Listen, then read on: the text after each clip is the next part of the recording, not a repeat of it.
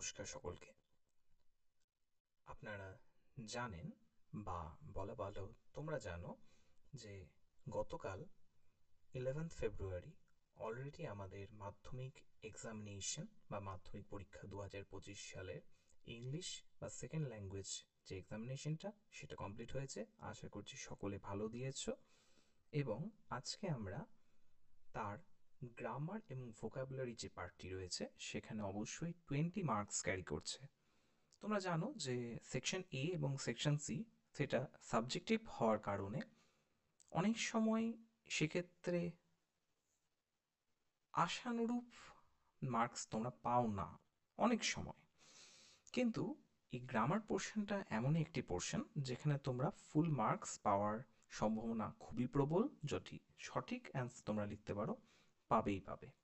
তাহলে শুরু করা যাক। দেখতে পাচ্ছ যে West Bengal board of secondary এডুকেশনের মাধ্যমিক পরীক্ষা 2025-এর সেকেন্ড ল্যাঙ্গুয়েজ ইংলিশ সাবজেক্টের যেটা এক্সাম হয়েছে সেটা নিয়ে শুরু করা যাক। আবার সকলকে জানাই স্বাগত ইইসি ইউটিউব চ্যানেলে। চলো শুরু করা যাক। দেখো, গ্রামার পার্টের যেটা রয়েছে সেকশন বিতে তার প্রথম সিরিয়াল নাম্বার হচ্ছে নাম্বার 4 এবং সেখানে প্রথম কোয়েশ্চেনটা যেটা রয়েছে right the correct alternative to fill in the blanks. সেখানে মোট একটি, দুটি এবং তিনটি ব্ল্যাঙ্ক স্পেস রয়েছে। প্রত্যেকটির জন্য 1 মার্ক করে ধার্য করা হয়েছে, তিনটি ব্ল্যাঙ্ক স্পেস।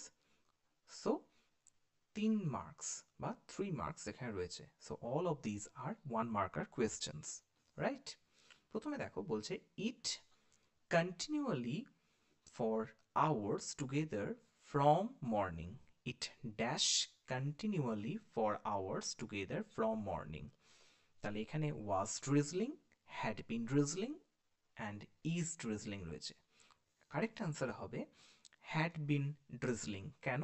চলে এসো এক্সপ্ল্যানেশনে। এক্সপ্ল্যানেশনে দেখো, ফার্স্ট এক্সপ্ল্যানেশনে দেওয়া হয়েছে the sentence refers to an action that started in the past.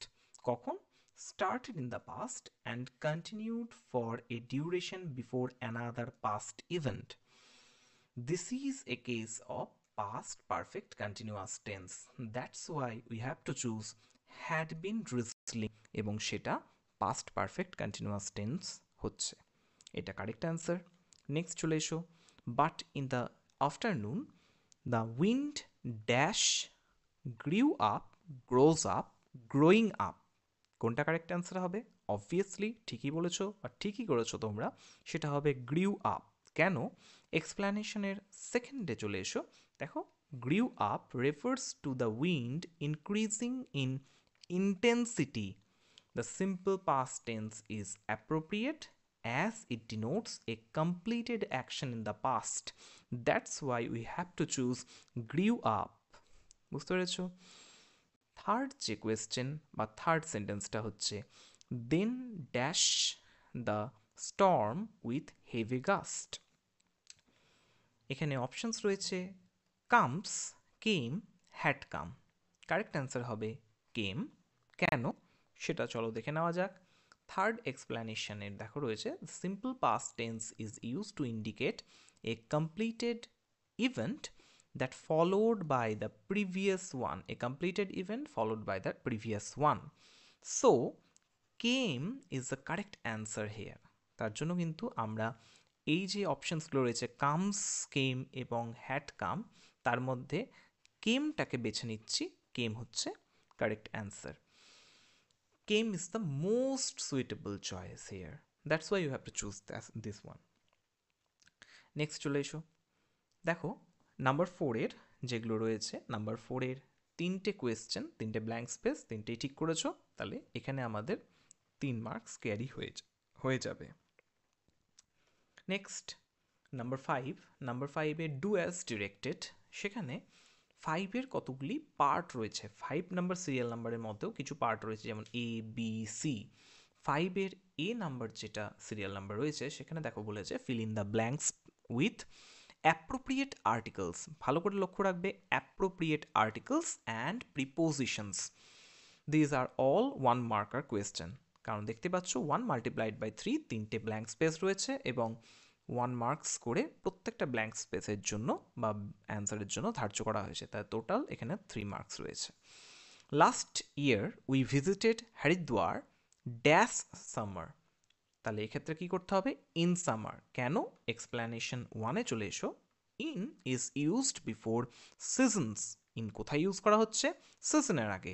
যেমন শুধু কি সামারের আগেই হবে? না, স্প্রিং, সামার, উইন্টার, অটন, প্রত্যেকটা যেগুলো উইন্টার, স্প্রিং, সামার এগুলো তো সিজন, এই সিজনের আগে আমাদের ইনটা তাকে বসাতে হবে, তবেই কিন্তু সেটা সঠিক হবে। Last year we visited Haridwar in summer, that will be the correct answer. Next sentence, we stayed in a hotel dash the river, এখানে কি হবে? By the river. কেন? এক্সপ্লেনেশনের সেকেন্ড নাম্বারে চলে এসো। By is used to indicate the location near a body of water, পাশে, পাশে রয়েছে বলে এক্ষেত্রে আমাদের কাছে রয়েছে বলে সেখানে বাই হবে। বাইটা কিন্তু অ্যাপ্রোপ্রিয়েট প্রিপোজিশন হবে, তাহলে বোঝা গেল। নেক্সট চলে এসে, though dash hotel was a bit expensive it was very nice. ভালো করে দেখো, though dash hotel was a bit expensive it was very nice. তাহলে এক্ষেত্রে কি হবে? এখানে আর্টিকেল এ, অ্যান, দি এর মধ্যে কি হচ্ছে? এর মধ্যে দিটি হবে। কেন হবে? এই হোটেলটিকে আমরা আগেই ইউজ করে ফেলেছি। ভালো করে দেখো, এই যে এখানে কিন্তু আমরা উল্লেখ করেছি এবং সেই হোটেলটিরই কথা বলা হচ্ছে, তার জন্য দেখো আমরা এক্সপ্লেনেশন 3-তে বলেছি the is used because the hotel has already been mentioned before. কোথায় মেনশন করা হয়েছে? এইখানে মেনশন করা হয়েছে। Making it a specific reference, specific রেফারেন্সের জন্য এখানে হোটেলের আগে দি ইউজ করা হচ্ছে। তাহলে আশা করি তোমার নাম্বার 4 যেটা রয়েছিল সেখানেও 4 নাম্বার সিরিয়ালে তোমরা 3-এ 3 পেয়েছো, 3 আউট অফ 3 ক্যারি করছো। এখানেও তোমাদের সমস্ত ঠিক হয়েছে, 3 আউট অফ 3 তোমরা ক্যারি করতে এখানেও পারবে। নেক্সট চলে এসো 5-এর সিরিয়াল নাম্বারের বি কোয়েশ্চেন, ডুয়াস ডিরেক্টরের আন্ডারে দেওয়া আছে। দেখো, change the voice, voice change দিয়েছে, খুবই ইজি, আমরা অনেক প্র্যাকটিস করেছি এগুলি।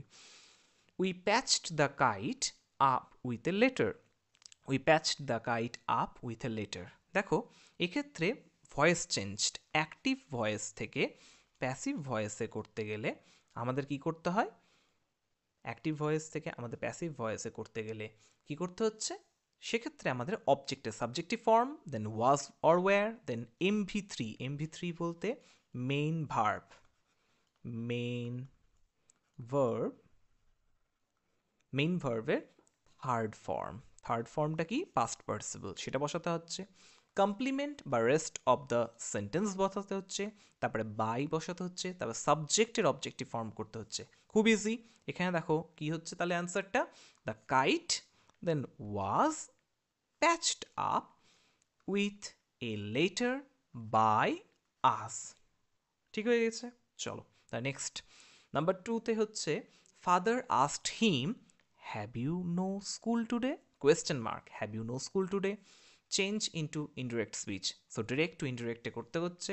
এক্ষেত্রে দেখো ভালো করে, দ্য কোয়েশ্চেন ইজ, এক্সপ্লেনেশনটা একবার দেখে নাও, the question is in yes no format. কেন? Have you no school today, এই কোয়েশ্চেনের এগেনস্টে তুমি কি করে অ্যান্সার দেবে? Have you no school today, তুমি হয় বলবে হ্যাঁ, না হলে না, ইয়েস নো কোয়েশ্চেন, তার জন্য এখানে আমাদের কিন্তু ইফ বা ওয়েদার ইউজ করতে হচ্ছে।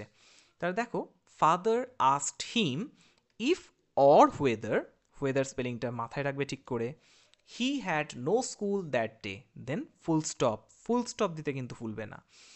তাহলে এক্সপ্লেনেশনে চলে এসো, the question is in yes or no format, so if or whether is used, present tense changes into past tense, present টেন্সটা পাস্ট টেন্সে হবে, so have you changes to he had, as the reporting verb is in past, reporting ভার্বটা কিসে রয়েছে? পাস্টে রয়েছে, দেখতেই পাচ্ছ, and today changes to that day. Done. Next number 3, the people were very much stunned, full stop, they could not speak in the beginning, join the sentence into a simple sentence, simple, complex, compound অনেকবার practice করা হয়েছে। এক্ষেত্রে দেখো যে এই দুটি সেন্টেন্সকে তোমাদের কি করতে হবে, সিম্পল সেন্টেন্সে জয়েন করতে হবে। তাহলে দুটিভাবে করা যেতে পারে, being very much stand the people could not speak in the beginning, or people were too much stand to speak in the beginning, দুটোই করতে পারো। এক্সপ্লেনেশনের ক্ষেত্রে দেখতে পাচ্ছ being very much stand is a present participle phrase, এটাকে present participle phrase করে তোমরা করতেই পারো, which allows for a more concise sentence structure, এটা কিন্তু সিম্পল সেন্টেন্স বা কনসাইজ করতে হেল্প করবে। আদারওয়াইজ তোমরা কিন্তু people were too much stand to speak in the beginning এটাও করতে পারো, টু দিয়েও জয়েন করতে পারো, সেটাও হচ্ছে সঠিক হবে। তাহলে বুঝতে পেরেছো। এরপর আমরা চলে আসি সি সিরিয়াল নাম্বারে। সি সিরিয়াল নাম্বারে দেখতে পাচ্ছ choose the correct phrasal verb, খুব important, phrasal verb from the list given below to replace the words underlined, সেখানে রিপ্লেস করতে হচ্ছে আন্ডারলাইন্ড ওয়ার্ডগুলোকে। Write the correct phrasal verbs in the boxes on the right hand side, changing the form, ভালো করে মাথায় রাখতে হবে, form change করতে হবে যদি সেটা তোমার প্রয়োজন বোধ হয়। Where the necessary there is one extra phrasal verb in the list, একটা এক্সট্রা দেওয়া হয়েছে এবং 3টে কোয়েশ্চেন রয়েছে, এটা হচ্ছে 1 marker, this all are 1 marker question, right? চলো শুরু করা যাক। The officer demanded his explanation for the week, demanded, এই ডিম্যান্ডেডের কি হবে, কল্ড ফর, ডিম্যান্ডেডের হচ্ছে কল্ড ফর, সেখানে কিন্তু কোয়েশ্চেনে কি ছিল, কল ফর ছিল, তাই না, কল ফর ছিল, কিন্তু এখানে যেহেতু পাস্টে রয়েছে ডিম্যান্ডেড, তার জন্য আমাদের কল্ড ফর করতে হচ্ছে। কল ফর মানেই হচ্ছে ডিম্যান্ড। কল ফর এক্সপ্লেনেশন দেখো, দেখতে পাচ্ছ, call for means to demand or request something officially. Next one, we must reduce our daily expenses, reduce, reduce কি হবে, কাট ডাউন, এক্ষেত্রে রিডিউস কাট ডাউন, তাই হচ্ছে কাট ডাউন মানেই reduce. Explanation, cut down means to reduce something in amount or size. Third, I can not remember his name, remember খুব easy, প্রতিবারই আমরা করি এটা। কল আপ, কল আপ মানে remember. Explanation, call up means to recall or bring something back to memory, তাহলে সেক্ষেত্রে call up মানেই হচ্ছে রিমেম্বার। এবার যে এক্সট্রা ফ্রেজাল ভার্বটা থাকলো সেটাও দেখে নেওয়া উচিত, কারণ এইবার তো তোমরা নাহি পেরে গেলে, কিন্তু সামনের বার যদি সাপোজ দিয়ে দেয় কাট অফ, তাহলে তোমাদের তো জেনে রাখা উচিত, তাই না? Cut off means to disconnect or stop something abruptly. Cut off means to disconnect or stop something abruptly. দেখো এক্সাম্পল দিয়ে দিয়েছি এখানে, the electricity was cut off due to non-payment of the bill. Cut off বলতে disconnect করে দেওয়া হয়েছিল, the electricity was cut off due to non-payment of the bill. কেউ কি বলতে পারবে এই সেন্টেন্সটা অ্যাক্টিভ ভয়েসে রয়েছে না প্যাসিভ ভয়েসে? কমেন্ট করে জানাও আমাকে। চলো নেক্সট, এত দূর অবধি সবাই আশা করি সব ঠিকঠাক করেছো। নেক্সট চলো, number 6 number question or 6 serial number question given below are the meaning of 4 words which you will find in the question number 3. question number 3 তে যে প্যারাগ্রাফটা রয়েছে সেখান থেকে তোমাদের দেখে এই যে মিনিংগুলি দেওয়া হয়েছে এই মিনিংগুলির পরিবর্তে কি ওয়ার্ড হবে সেটা ওখান থেকে খুঁজে লিখতে হবে। Find out the words, write them in appropriate boxes on the right hand side. এক্ষেত্রে কিন্তু these are not 1 marker question, these are 2 marker questions and there are 4 questions are there, so total 8 marks. তাহলে এই ক্ষেত্রে আমাদের 8 marks রয়েছে, কারণ প্রত্যেকটা হচ্ছে 2 মার্কার কোয়েশ্চেন। দেখো প্রথম হচ্ছে মিনিংটা রয়েছে the natural home or environment of an animal, সেটা কি হবে, হ্যাবিট্যাট। ওই প্যারাগ্রাফটা পড়লেই তোমরা দেখতে পাবে ওখানে হ্যাবিট্যাট বলে একটি ওয়ার্ড রয়েছে যার মানেই হচ্ছে the natural home or environment of an animal. Next, to bring something back to life, সেটা হচ্ছে রিভাইভ, সেটা হবে revive. Important assignment or vocation, এটা হবে মিশন। এবং টার্গেট, সেটা হচ্ছে অবজেক্টিভ। এই হচ্ছে আজকে সমস্ত অ্যান্সার, সমস্ত বলতে গ্রামারের অ্যান্সার। এছাড়াও তোমরা যে কোয়েশ্চেন্সগুলো করেছো সেগুলোর অ্যান্সারও আমরা দিয়ে দেব। কিন্তু এই গ্রামার পার্টটা হচ্ছে এরকম যেখানে তুমি সঠিক করলে 20 আউট অফ 20 স্কোর করতেই পারো, সেটা খুবই স্বাভাবিক এবং স্বচ্ছন্দে করা যায়, সেখানে মার্কস ডিডাক্ট করার কোনো জায়গায় নেই। সেই রকম ইনস্ট্রাকশনস আমাদের দেওয়া থাকে যে প্রত্যেকটি কোয়েশ্চেন সঠিক অ্যান্সার হলে সেখানে আমরা 1 মার্ক দিতে বাধ্য, আইদার 1 অর 0, বা ফুল মার্কস অর 0। সো আশা করি তোমরা সকলেই 20/20 পাবে। এই নোটেই আমরা আজকের ভিডিওটি এখানে শেষ করছি। সবাই ভালো থেকো, ভালো করে পড়াশোনা করো, খুব ভালো মার্কস পাও। Thank you, good bye.